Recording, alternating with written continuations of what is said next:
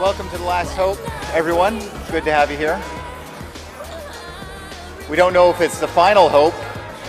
The Last Hope is a name. It's a label. Make of it as you will. I'd like to remind folks that you can take a piece of The Last Hope with you. Those public terminal systems from downstairs are available and may be signed by conference staff. If you're interested, check in at the Hackerspace Village store downstairs. Up next, Adam Savage.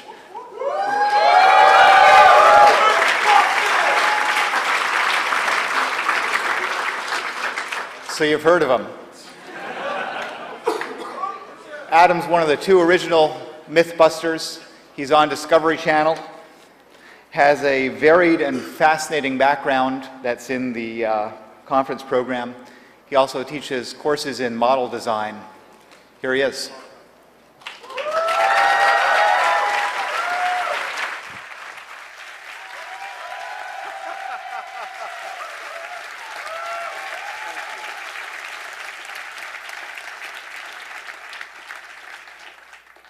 All right, can you guys hear me? Am I being broadcast? No? How's that? No? All right, let's see if this works. Or my lavalier? My lavalier is on now? Okay. Ah, God, it's good to be here. This is this is the group of people that actually understand what we're talking about when we don't even know what we're talking about, which is most of the time. I've been paying attention to this conference for a while. I'm really honored that you guys have me here. It really is my honor. I feel like I'm one of the least qualified people in this room, but being unqualified is my job, so I'm just going to run with it.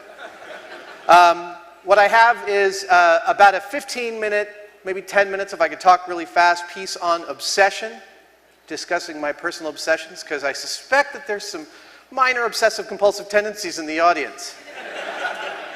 And then I'm going to take questions from you guys and just have a conversation for another 40 minutes. All right? Sound good? Okay. We'll see how fast I can run through this thing.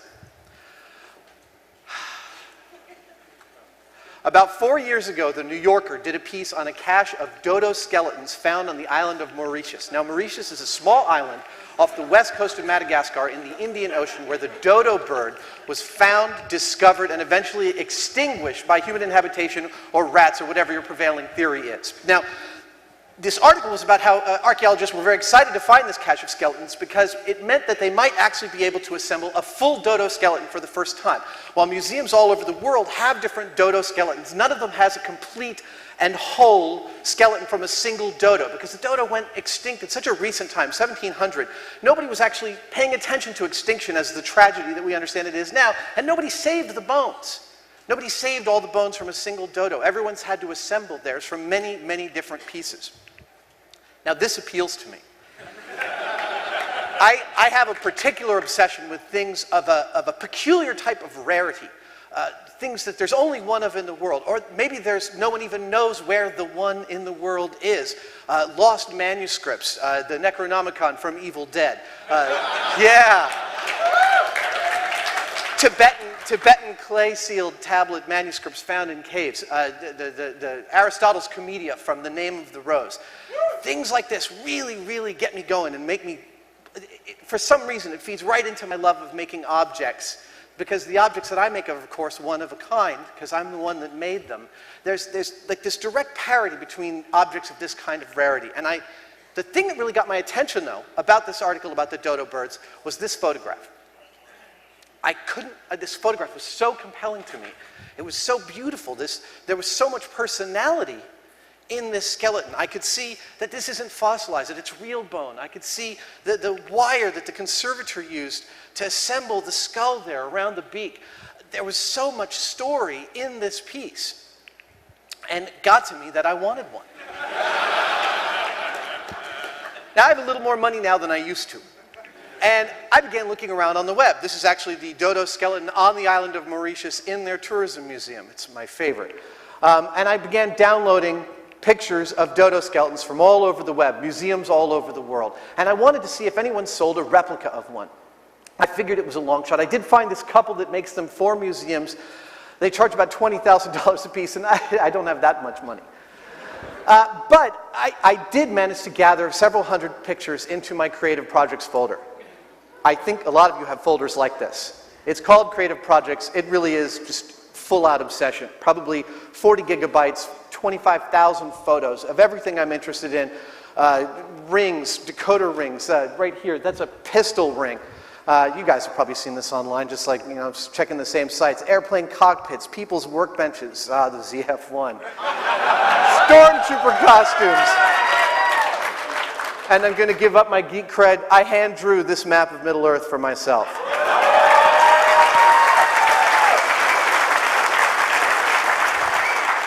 So one day I'm at the art store, and I'm maybe about a month after I saw the Dodo article. It might have been a year. But I'm at the art store, and I'm buying some Super Sculpey and some stuff for my kids. We're going to have a craft day at home. We're going to sit around the kitchen table and build shit. And I got all these photos that for some reason are ringing through my head while I'm in the art store. And I'm thinking, I've looked at the Dodo skeleton enough, the Dodo skull enough, that I really understand its topology, I think. I've got it in my head, and maybe I could make a Dodo skull. The thing you should understand about me, though, is that I'm not a sculptor. I have never been a traditional soft sculptor. In special effects, I was what you call a hard-edge model maker. I could make towers like this all day long. Things from The Mummy, Destroyed New York from AI, parts from Terminator 3, Bicentennial Man. This kind of stuff, absolutely my bailiwick. I love hard-edged model making. When it comes to the soft stuff, dragons, faces, I leave that to the other guys. Some of my friends are the most brilliant sculptors I've ever met. It's their task. However, I understood the topology of this thing enough where I thought I could tackle it. And I found this photo, which is a hand with the skull, which gives me a size reference. So I promptly printed it out, and I kept on expanding the size until the hand matched my wife's hand, actually. It looks like a lady's hand. And then I had a size reference for the skull, and I began to gather all the rest of the photos I had, print them up to an accurate scale. And after about an hour or two, I had a reasonable facsimile of a Dodo skull. I wish I could show it to you. The problem is even though it occurred to me at the moment to take pictures of the process of my first, quote, sculpture, for some reason I was lazy and I did not take pictures. However, after about an hour, I had this Dodo skull, and the armature wire I had going around to the back of it to hold the skull up actually turned out to be perfectly placed for a vertebrae. And because skeletons is another thing that I've been obsessed with over the years, I have several dozen in my collection, and if I'm in the woods and I find some vertebrae, I'm taking them home. I understood vertebrae enough to actually to know their how they work mechanically, the different parts ride upon each other, and I began to fake myself a Dodo spine. I wasn't thinking about making a full Dodo at this point. It was kind of like the only way you can clean a really messy room, I don't know if you guys have ever seen one, is to just pick up one thing at a time. You don't have to think about the whole thing, just one thing at a time, and eventually the room is clean. I was just going vertebrae by vertebrae by vertebrae, just thinking about the next one and keeping on going, adding some more wire, et cetera, until by the end of that day, I had a Dodo skull and a spine and the better part of a pelvis. So I kept going. I downloaded more pictures of Dodo skeletons, more pictures of Dodo pieces, parts. Check this guy out. I found original drawings from naturalists who visited Mauritius when the Dodos were alive. A whole Dodo foot skeleton. This guy even put it on a scanner with a ruler on it. Thank God for him. This guy too. And so finally, after about 6 weeks, I made myself a Dodo skeleton.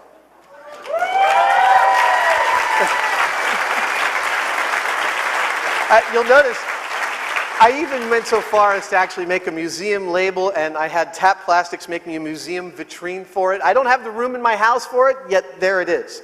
And it was deeply satisfying, and it also represented kind of a sea change for me, because now that I had my Dodo, all of a sudden, in my obsessions folder, in my creative projects folder, there might be something else I could make for myself that I'd never considered to make for myself, because at that point, when I was first obsessed with it, I wasn't a sculptor. And so I went back into the creative projects folder. What else could I make? And I settled upon the Maltese Falcon. Now, if you've never read the Maltese Falcon, you have to read it. And if you've never seen the movie The Maltese Falcon, you have to see it. I know there's Elvis people and Beatles people, and there are definitely Hammett people and Chandler people, and I am a Raymond Chandler person through and through, but I got to give it up for The Maltese Falcon because it's a fantastic book and an amazing movie, and it is specifically about the obsession with an object, the object of desire, the Maltese Falcon that Bogart comes across in the film, that Gutman is looking for. Now, it's supposedly a 14th century gift from the Knights of Malta to the Habsburg kings as thanks for giving them the island of Malta during the fight with the Islamic Empire. In fact, it's actually based on quite a similar thing, this hideous thing from the 16th century, which is called the Kniphausen Falcon, and it's actually a ceremonial pouring vessel made kind of as an offering, but not by the Knights of Malta, although Hammett built a lot of real history into his history of the Maltese Falcon. I even went so far a few years ago to buy this replica off of eBay, and I know it's kind of dark, but all you need to know is that it's a piece of crap. And then as soon as I received it in the mail, they had taken photos of it that made it look like it might be kind of accurate. When I got it, it just, I mean, it looks like, to me, it looks like Peter Falk in a falcon suit. I don't know where that analogy came from. And the problem is, I saw it, I knew that it was a piece of crap, it sat on my shelf, I thought, you know, I wanted the real thing. And at that point, I didn't consider making myself one. I thought maybe I could ask a friend to sculpt it for me and something like that. I mean, there's certainly plenty of hideous replicas on the web that people have made, but I wanted the real thing. I wanted this. And this is a picture that I came across in a very small thumbnail. It turns out that the original Maltese Falcon, which was made in lead, was given as a, well, where do I begin? You'll remember William Conrad from the Cannon series in the 70s. Well, William Conrad actually has a much longer history with Hollywood. He was kind of a fixer, kind of a cleaner, director, a writer, an actor. He did a lot of work helping the studios finish projects that were unruly, and as a thank you to all his service, Jack Warner gave him the Maltese Falcon, and it sat on his office shelf for about 30 years until he died, and then his wife sold it at Christie's. I managed to track down an antiquarian bookseller, was able to find me the original Christie's auction catalog and get me this picture, which gives a tremendous amount of beautiful detail of the falcon. And this texture, I mean, I'm still mystified by this texture. This bird is cast in lead, then it was painted with black enamel for the movie, and after 40 years of people handling it, for some reason, it's gold. I don't get it, but I love it. And the patina, the other thing, one of the other areas that I'm really fascinated by within the subset of objects is the patina that tells the story of the narrative of the object. In fact, it's every model maker will tell you when you're working on a spaceship on Star Wars and you're gluing two things and then you're taking a space and you're gluing another one. Because in Star Wars, it's actually two things, space, one thing. In Star Trek, it's three things in a row. And you're gluing these details on piece by piece, and you always have in your head the narrative of what these things are. I understand what this is a cooling vent, this is an offshoot thing, this is something else, a thermostat, and that narrative informs the piece. It tells me that the piece is looking right. Oh, it doesn't quite look because it doesn't look like, you know, this works here. And the patina of the falcon here is completely self-similar to me to that. It is a narrative of function. It tells the story of the object. Other birds I found online that were in my obsession folder. This one is actually a resin Maltese Falcon, apparently built when Humphrey Bogart got pissed off because the lead one was so friggin' heavy that he dropped it.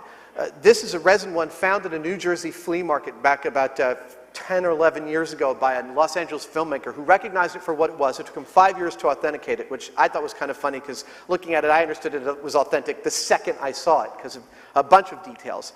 And this actually sold at Profiles in History around 1999. Profiles in History is another movie memorabilia auction site.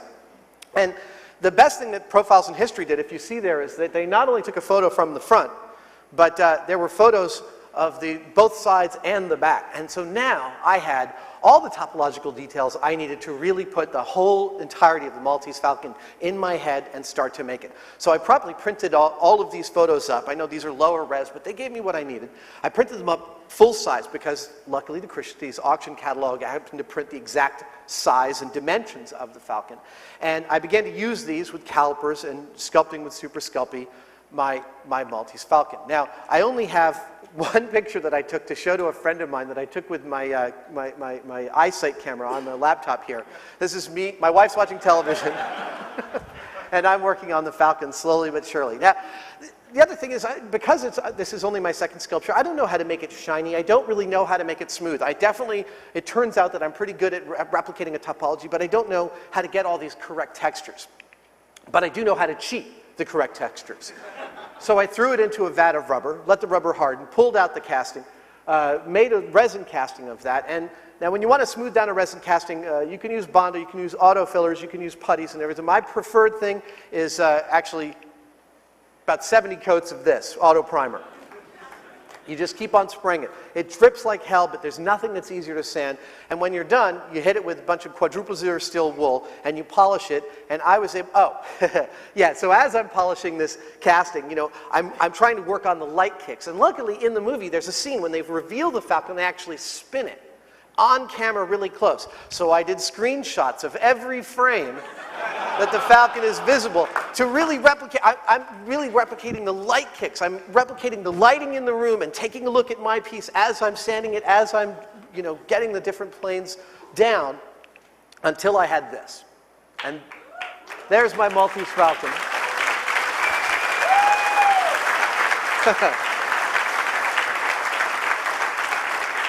Oh, we're not done by a long shot. I'm obsessive, remember?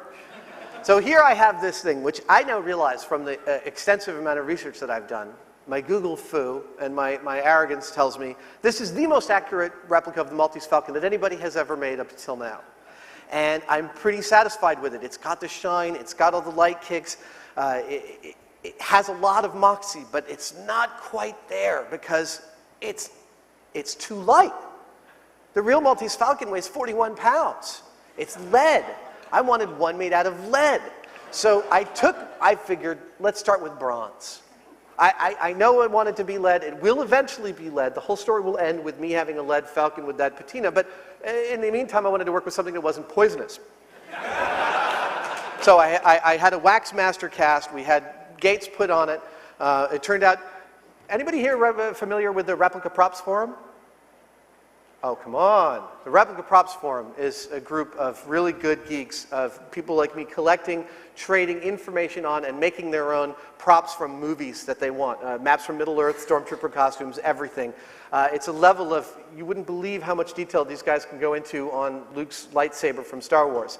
And one of my friends, I have a bunch of friends on the RPF that I've met over the years, actually many that I haven't met, but only via online. We've traded stuff back and forth, and one of them managed a foundry in Northern California, and he did all this work for me, taking my wax master, actually spraying it with the plaster and prepping it, setting it up in his forge, and actually pouring it in bronze. Here's the bronze master just coming out of the mold. Here it is sitting on a scale. You can see it weighs 27.5 pounds, which is close enough. It's actually unbelievably heavy when you go to pick it up. This is it after being sandblasted. And then I took it, I polished it down, I hit it with steel wool, hit it with a bunch of polishing wheels, threw it in a vat of acid overnight to really darken down the patina, which I know isn't quite the patina, not quite the texture of the real Maltese falcon, but again, during this interim period, I'm still wanting objects that thrill me, and so I'm still working with materials that I feel, with materials and processes that I feel are authentic to the material of the falcon that I've got in front of me. And I don't know why these slides are in there. Oh, I see, it's doubled up. Sorry about that. And so there it is. There's my bronze Maltese falcon. And this thing, yeah, now this one I'm really psyched about. It's hilarious when you go to pick it up. The range of people's expressions when they go to pick it up. They grab it, it's really cold, and they can tell that it's heavy. And then they start to move it, and they get this expression like, wow, that's heavy. And then they try to tip it to lift it, and that's when they realize that it's actually much heavier than they were prepared for.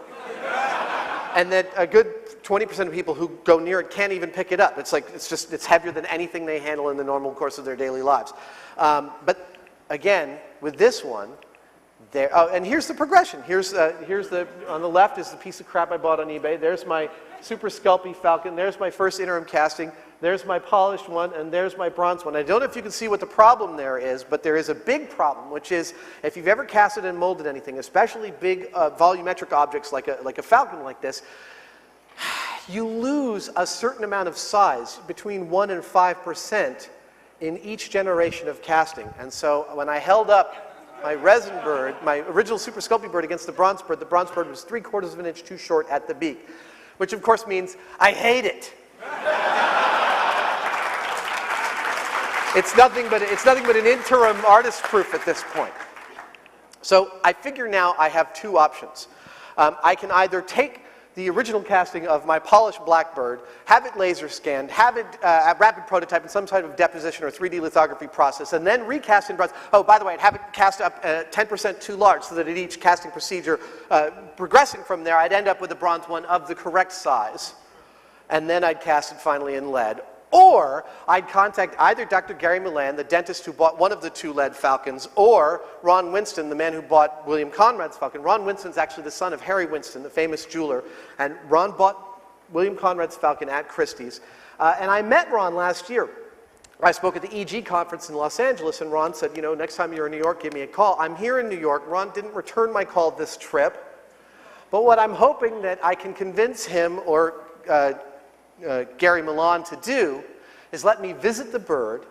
I'll sign a piece of paper saying I'm only ever going to make one, but I have a portable handheld laser scanner. It fits in a suitcase. I think you guys see where I'm going with this. Have a rapid prototype, have it cast in bronze, make it slightly too large so that each successive process I end up with the right one, and then I'll happy to give them one too.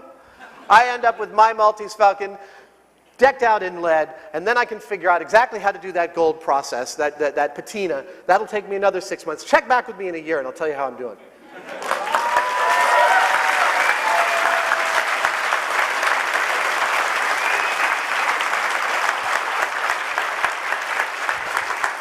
But you guys don't understand obsession like that now. All right, I am happy to take questions from the audience for the remainder of my time up here. I assume, how many people here have ever, can we get the lights up on the crowd? How many people here have ever yelled at me at the television watching Mythbusters? Yeah, that's the largest percentage I've ever seen. Even at engineering schools, it's not that large. Can we get the lights up on the audience? I'd love to see everybody.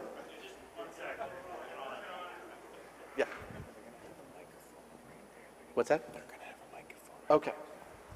So apparently there's a microphone. There we go. There it is. Hey. Hi. Hello. Okay.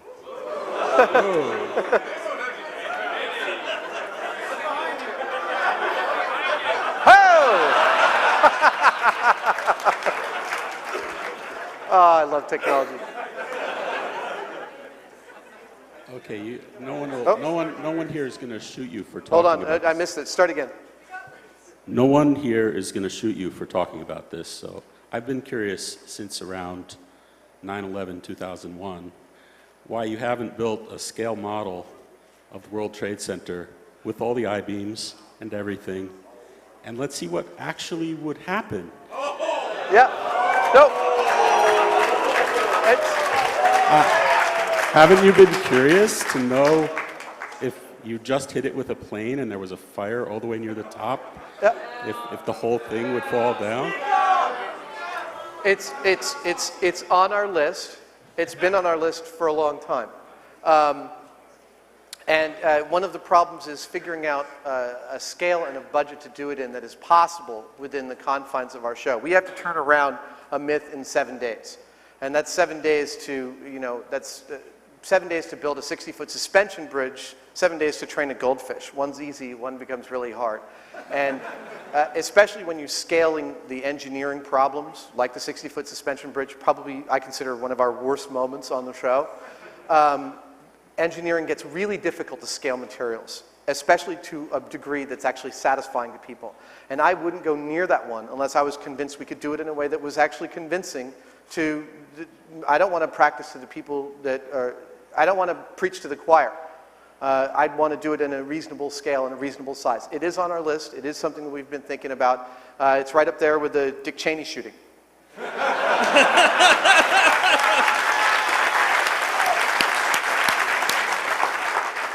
So that actually sort of was stealing my question, but not really. Can you give an example of something that you guys get in and you say, wow, that's really cool, but it is so not for Discovery Channel? Yeah, it's funny. It's a common question. What does Discovery Channel turn down?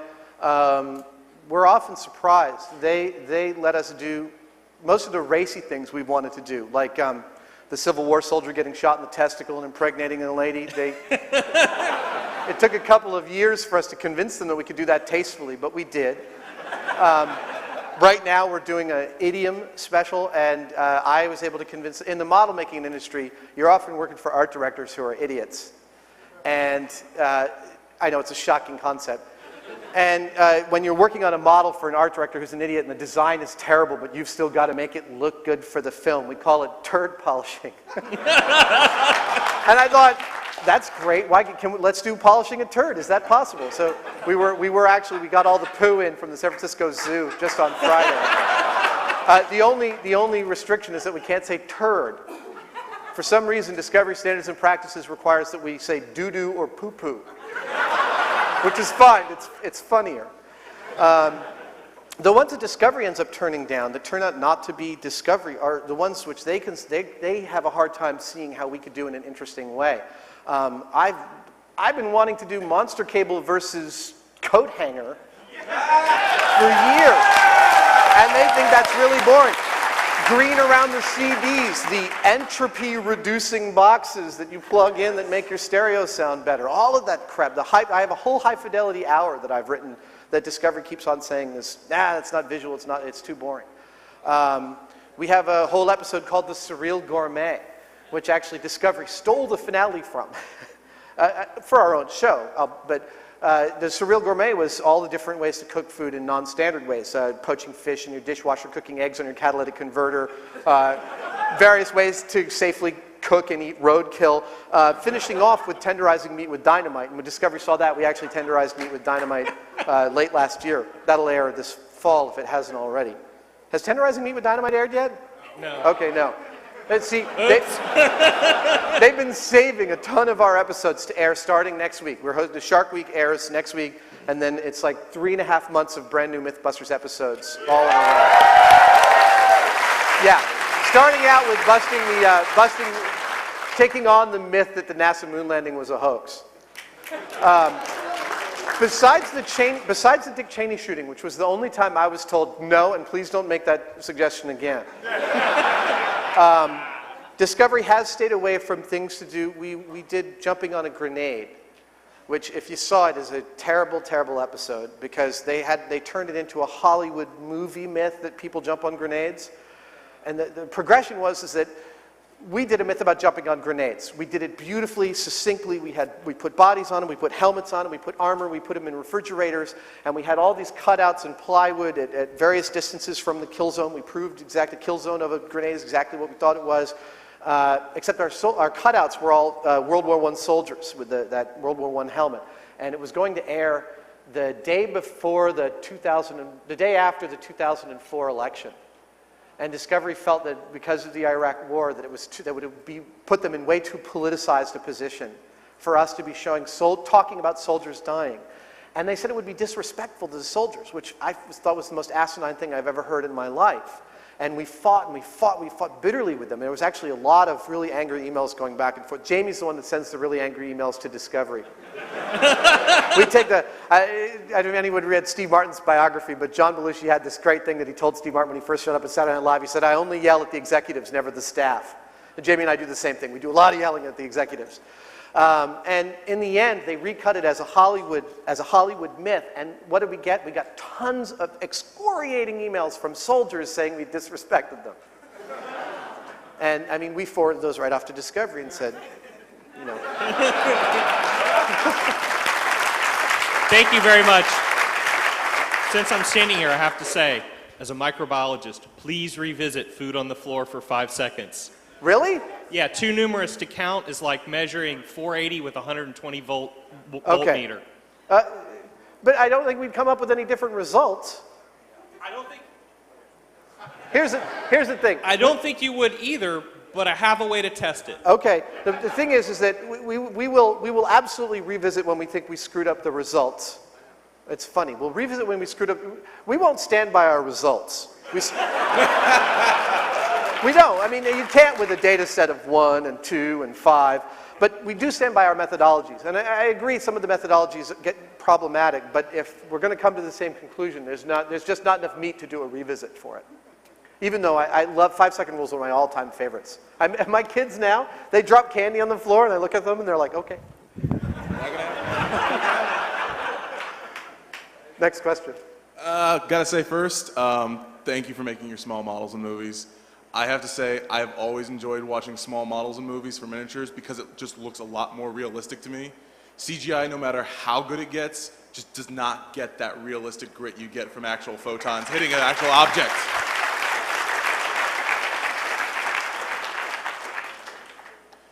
And second, for the Maltese Falcon, as a comic book reference, maybe you want to put a stamp saying, "Made in the Savage Land," on the bottom. And last, I was wondering, do you guys plan on ever doing any episodes about debunking crackpots' ideas, maybe like the grizzly suit or heating yourself with microwaves? Like, not to say Tesla was a crackpot, but he was a little bit, woohoo. Yeah. But I was at the EG conference and somebody came up to me and said, are you familiar with the, actually he didn't sound crazy when he walked up. He said, are you familiar with the work of Nikola Tesla? And this phrase flashed through my brain and I almost said, do you mean Nikola Tesla, the genius that invented AC power, or Nikola Tesla, the total nut job? Because there are two, and there's two kinds of people who love Tesla that are going to come up and talk to you, and the total nut jobs. Yeah, the problem with the crackpot ideas is often it's so difficult, it's very close to Bigfoot in crop circles. It's very close to, you're going to end up trying to prove a negative, which is just bad territory to be in scientifically. And we learned this when we started doing free energy. We put our researchers on over unity and came up with a research file that was like 2 feet thick inside of about 3 weeks. And we had no idea where to even begin. And then our producer came up with the great idea of, look, all we can do is start with what people claim is going to work. And we bought kits. We bought kits that people said were going to work, and then we built those. And while I'm not extremely satisfied with what we did on free energy, that's about as close as you can get to that kind of stuff to try and show somebody's guaranteeing you a positive. You can show that it doesn't work because you've done the best faith effort to make it work. With the crackpot stuff, it gets a lot more difficult. okay, thank you very much. Sure. And by the way, with the CG versus models, while I totally agree, do remember that there's a whole bunch of people out there who spent 25 years building models, and you're seeing the results of all their work, whereas the whole CG industry isn't 25 years old yet. And I really do see, because I have a lot of friends at Industrial Light and Magic that moved from models into building virtual models, that the quality of model making that's coming out in the virtual world is increasing rapidly as people get past the learning curve. And I mean, of course, we all know that where the rubber is going to meet the road in the next 10 years, both in CG and in rapid prototyping, is in the interface, is in people's ability to really feel like they're interfacing with the virtual object. And when that gets solved, I think it's actually going to get a lot better. Hi. First about your bronze falcon. I know it's pretty horrible, but I'd be willing to take it away from you so you don't have to look at it. And then also, I'm an industrial design student, do a lot of model making, everything by hand essentially, but I have a lot of friends who are interested in making that transition from industrial design into special effects, and wondering how you suggest getting started in that. I got into special effects in, Jamie Heineman, actually, on Mythbusters, hired me in 2004 to work in commercials. And I worked for him and for a couple toy companies for about 5 years. And I got into Industrial Light and Magic just at the tail end of episode 1. And I have to say, at this point, it's an era whose time has almost passed. It's a real sad thing, but model making, a lot of my friends at, you might not know, Industrial Light and Magic shut down their model shop last year. They sold it to one of the old ILM employees who used to run the model shop, Mark Anderson, and now it's called Kerner Optical. It's a whole bunch of my friends.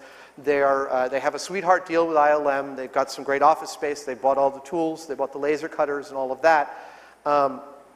But it's much more catch as catch can work. And that original place, ILM, which they would give us so much money to build the models and so much time. I had friends that went from ILM down to LA, And in LA, they'd say, you got 3 weeks to build this model. And they'd work for it. And after 2 weeks, the guys would, oh, that's good enough. We'll shoot that. And they wouldn't get a chance to finish it because the quality, they didn't want that amount of quality. And so that whole era, it's at Weta Workshop. That's the last place I think it is right now. It's down in New Zealand. Okay. Thank you. Sorry, let me do one more finish to that question. I will say that all the special effects artisans that I worked with, either whether they were in pyro or CG or actual practical model making, were real polymaths. And this is absolutely a word that applies to a crowd like this, because there's the aesthetic that once you learn about one thing, you want to learn about more things. And I know you guys, more than almost any other crowd I've probably ever spoken to, is a group of people who wants to learn a little bit about absolutely fucking everything you can. Yeah. And as a collector of skills and a master of not a single one of them, no one knows the full phrase. Jack of all trades, master of none. The finish of that phrase is, though often better than a master of one. And so, the best special effects technicians that I've ever worked with, they are always the ones who understand the big picture, where their model fits in, how it all goes together. And that will make you... The moment I see someone around me who understands the big picture, even if they don't know how to build stuff, I know that I can teach them anything. Yeah. 2 quick things, because I don't want to waste Oh, people's come on time. closer to the mic. I'm hard of hearing. First of all, I just want to say that, once again, it's a very, very great honor for you to be here at Hope, because you're going out there and being so passionate about something, even though you don't know how to do it, that you're willing to learn skills that you don't even know that you had before, and not only getting the final result, but that final result ends up being your own. I think that is the true essence of the hacker spirit. So in my terms, you are the hacker spirit. It's a great honor for you to be here. So Thank you. And my second quick thing is that there was originally supposed to be 2 people on this line. My best friend Alex, who is probably one of the biggest fans of your show, he couldn't afford to make it, and he's also paralyzed from the waist down, so it would be really hard to wheel him here, and he was really upset that he couldn't come and see this talk, but I'm buying for him later. And I just want to say that if you just say on this talk that his name's Alex Roby, that Alex Roby, you rock, you could die happy. Wait, say his name again slowly. Alex Roby. Alex Rogan? Yep. Alex Rogan? You rock. No, Roby. Wait. Sorry. Alex Roby. Roly. Roby. Roby. Yeah. Okay. Sorry. Alex Roby, you rock. Thank you, sir. That was easy.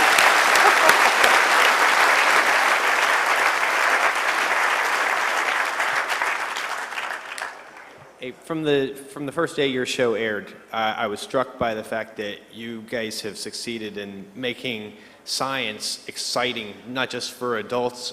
You know, when we were in school, some of us, it wasn't cool to love science. You made it really cool. And one of the things that you do at the beginning and in the middle of your shows is you warn the viewers, you know, please don't try this at home. Give us a break. And I'd like to suggest that you consider, as you know, a little piece in every show where you give young people something that they can do that's safe, because they really shouldn't be doing stuff that, you know, in the rest of the show, but maybe a little something that they can do to test. The second thing I'd like to do is to say, if you're ever in Washington, D.C., say visiting the headquarters for Discovery in Silver Spring. The mothership, as we call it. Yes. We'd love you to come down to Hack DC and let us help you blow stuff up. Okay.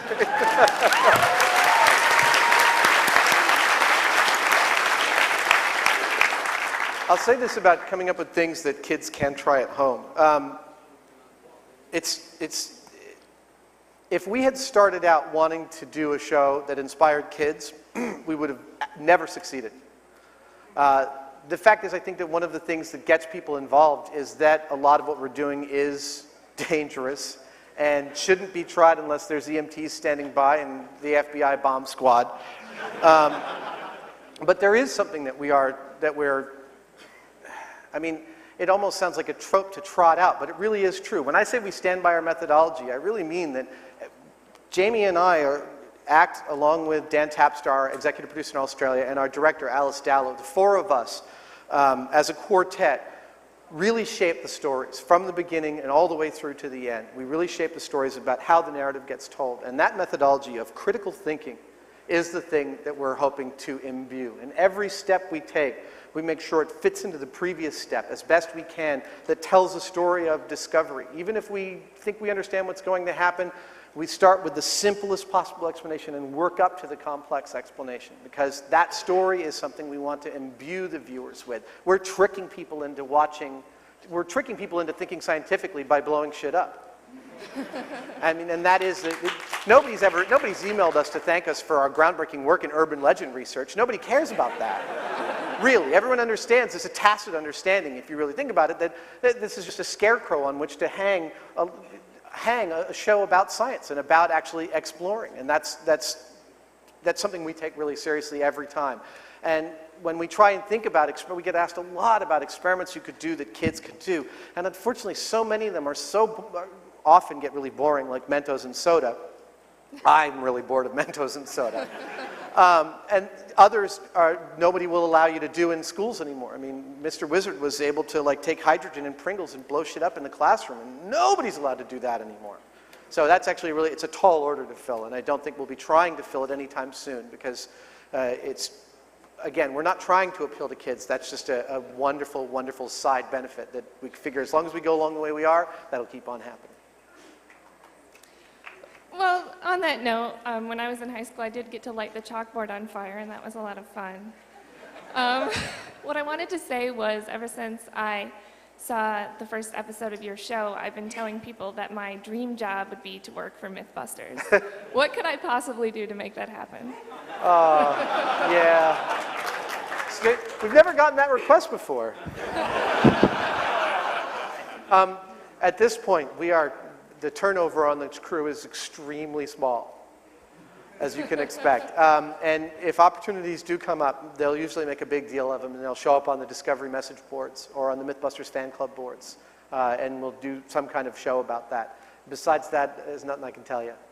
Thanks. Hey, Adam. I'm kind of starstruck here. I'm sorry. I enjoy your show. I love Oh, wait, it. closer to the microphone, please. I'm sorry. I'm kind of starstruck here. I love your show, and I love your motto, and I often use it at the school I work at. So, have you ever thought of doing some of these video game, they're not really missed, but the stuff they do in the video games, like Team Fortress 2, one of the guys can do a rocket jump, pointing the rocket at the floor and, jump up. Poor Buster's been through so much, but...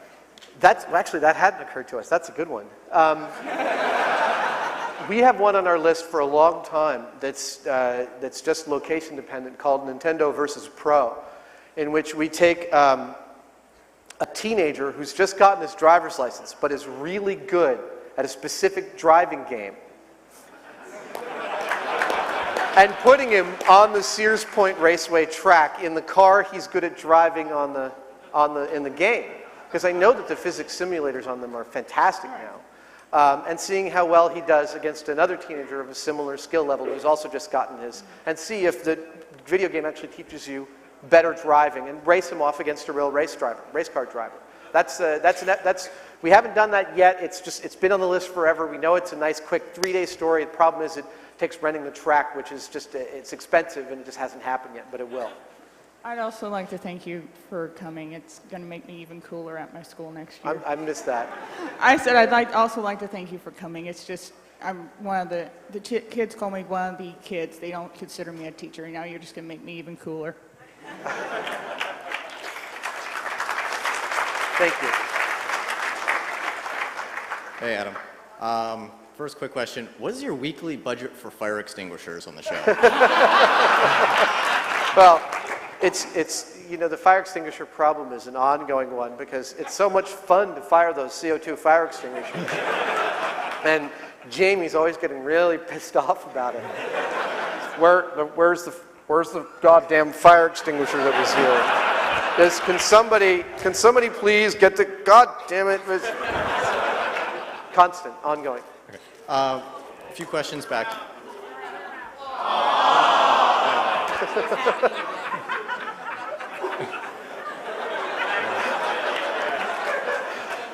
Earlier you were talking about, nobody's mentioning your groundbreaking work in urban legends and that. And I think there is a certain level of consumer advocacy and, testing things for yourself, not assuming that the manufacturer is correct. The one I wish you would revisit more is RFID. Now I know that, does Carrie still have the RFID tag in her arm? Dude, the RFID thing. Yeah, why did you not? I'm sorry. I'm not. It's not going to happen. Okay. Discovery. Here's what happened. Here's what happened. I'm not sure how much of the story I'm allowed to tell, but I'll tell you what I know.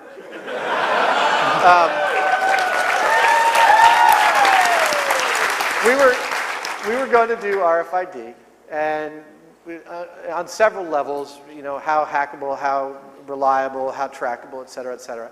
And one of our researchers called up Texas Instruments, and they arranged a conference call between, I think, Tori and the head producer over there for the other team, Linda Wolkovich, and one of the technicians at Texas Instruments. They were supposed to have a conference call to talk about the technology on like Tuesday at 10 a.m.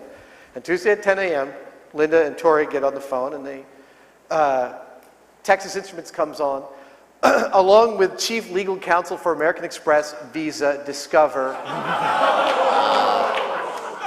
and everybody else. And I got chills just as I described it. They were way, way outgunned, and they absolutely made it really clear to Discovery that they were not going to air this episode talking about how hackable this stuff was, and Discovery backed way down, being a large corporation who depends upon the revenue of the advertisers.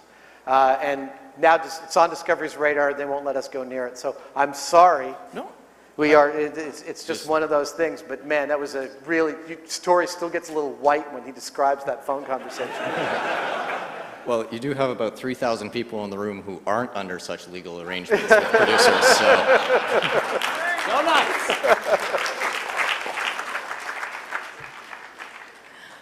Okay, well, hi. It's great to have you here.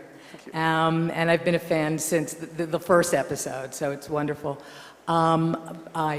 Since you mentioned earlier about all the food tests that you were interested in doing and that Discovery wasn't interested, how do you feel about the fact that I'm also a foodie besides Mythbusters, on the Food Network, they're actually starting something similar to a Mythbusters show starring Ted Allen? Yeah. And how do you feel about that? I love it. Really? Absolutely. I love it. Of course, it's incumbent upon the other networks, Food Network and True TV, to try and replicate the success of Mythbusters. It's still one of the top rating shows on cable television right now when it airs new episodes. You've got Smash Labs on Discovery Channel. You've got sports. Yeah, I know. Yeah. You've got Sports Science on ESPN, which is actually pretty good. You've got there's a time-lapse show on Discovery that's all time-lapse photography. That's all absolutely off of what we've done. We actually were prohibited from doing a finale of an episode recently because Discovery has a whole show based on this, which I can't tell you the idea because they're still in development. But tons of things that we're doing are being pulled out and put together as shows about figuring out the science behind something and taking a close look at it. And as much as I love being at the top of the heap and Mythbusters still riding on the crest of this wave, if there are more shows out there that lend people to do critical thinking and break something down and think about it like that, that's fantastic. I'd be happy to watch us lose to another show that did it better. I know that we don't do it as well as we could every single time, although we try. And I know that a lot of the attempts out there are crappy as hell. But the fact that other people are trying to replicate our success by making science shows is absolutely not a bad thing.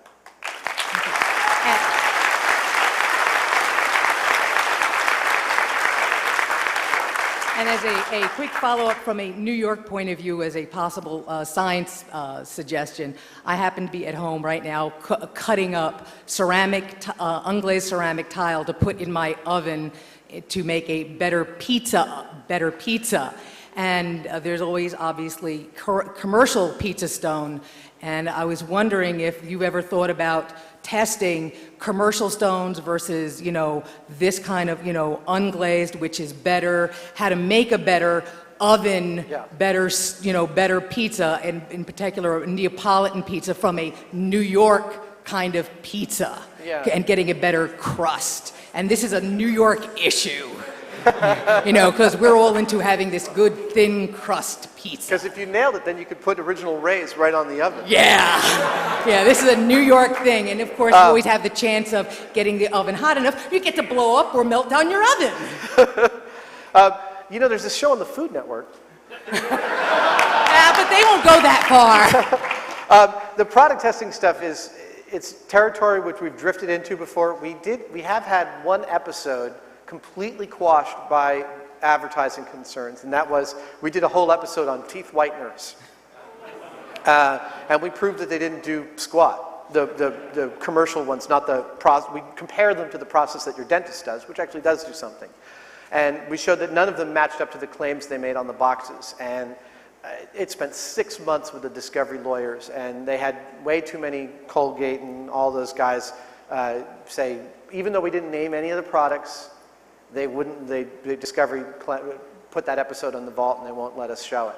So that kind of stuff, the comparing the commercial product to something we could do, we have to do that in a very circumspect and kind of roundabout fashion when we do it to make sure the episode's there. Okay, thank you. Sure. Quick and lowbrow, favorite explosion? My favorite explosion? Yeah. No question, hot water heater.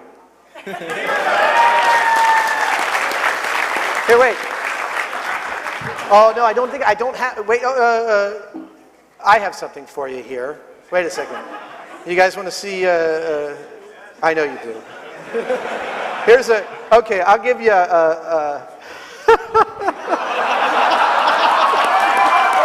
okay. Yeah, so you can see what some of my, so I haven't seen it yet. There we go. Yes. I feel so exposed. I didn't take off my pants. We recently did sobering up techniques, and although I shouldn't do this, I'm going to show you. We did sobering up techniques, and we finished off with, will smacking you in the face sober you up. You got to see this. This is unbelievable.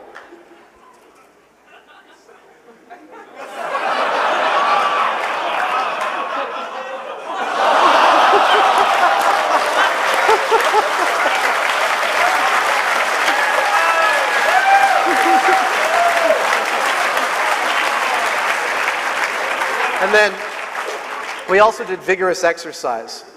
And so here's Jamie timing me running on a treadmill. Our second cameraman, Scott Sorensen, is a friggin' genius with a high-speed camera. He sets up these gorgeous shots. That's Peter Heap, my cameraman, on the left side, Jamie on the right, looking like the man with no eyes from Cool Hand Luke. And here's me on 5 scotches in 45 minutes running on a treadmill. Now, here's where I'm starting to have a little trouble. And there I've actually stepped on the treadmill and the track, so I'm starting to lose my balance. But I'm still going. Then I realized I could step on the ground. So now I'm okay, except that for some reason I decide to jump right back on before I've regained my balance. And this is when I hit the ground.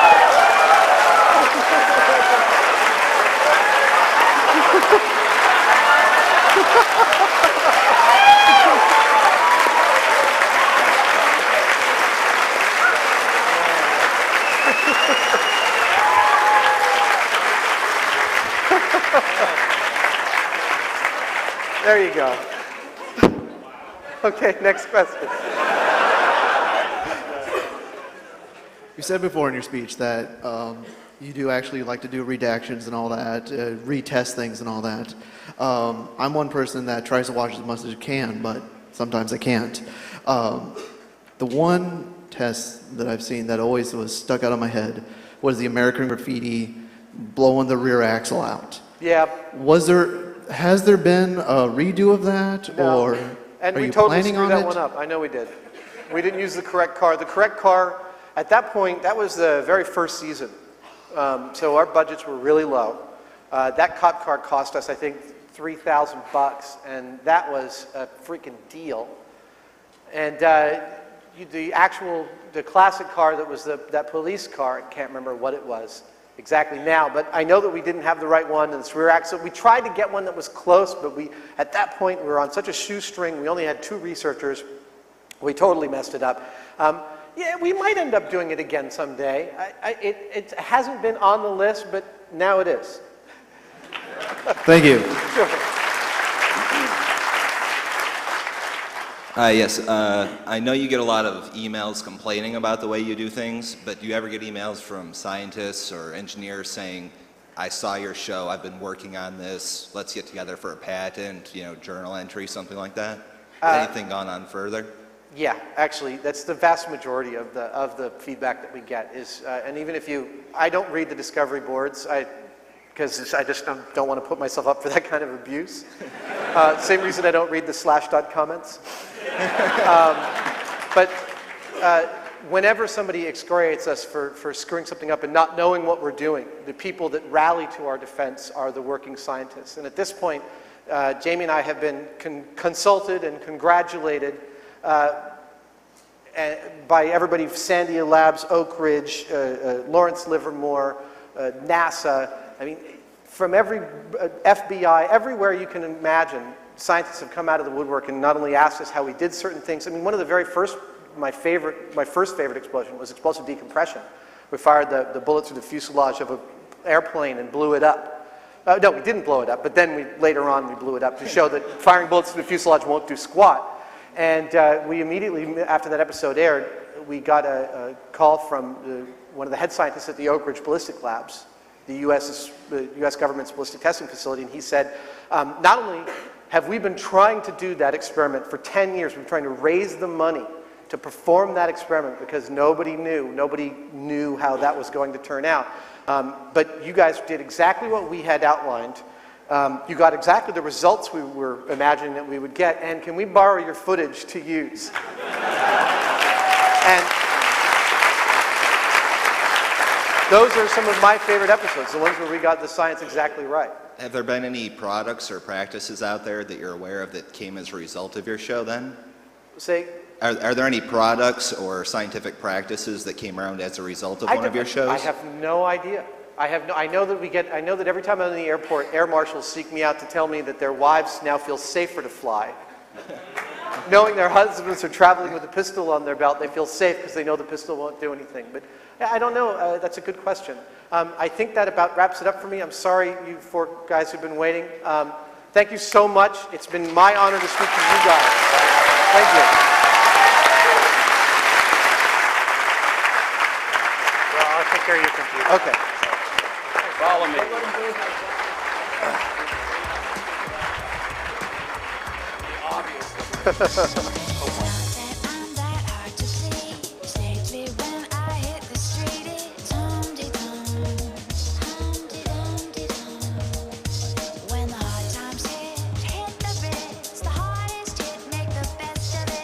Next talk in about 3.5 minutes.